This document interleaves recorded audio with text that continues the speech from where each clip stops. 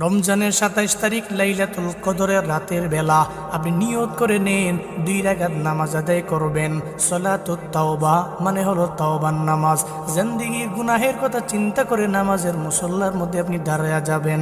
২ রাকাত নফল নামাজ পড়বেন।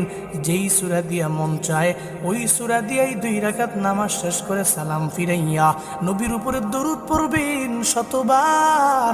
এরপরে ইস্তিগফার করবেন শতবার।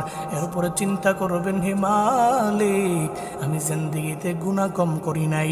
আপনার গুনাহের কথা চিন্তা করে মুনাজাত ধরে রবের দরবারে কাঁদবেন আর বলবেন, আল্লাহ তুমি আমার জিন্দেগির গুনাহ মাফ করে দাও। আল্লাহর দরবারে যদি বলতে পারেন, এমনও তো হতে পারে লাইলাতুল কদর বড় দামি রাত, ওই দামি রাতে আল্লাহ বহু মুতাকি বান্দাদের আল্লাহ মাফ করে দিবে। ওই ইতিকাফকারীদের উসিলায় লাইলাতুল কদরের উসিলায় আল্লাহ আপনার জিন্দেগির সব গুনাহ মাফ করে দিতে পারে।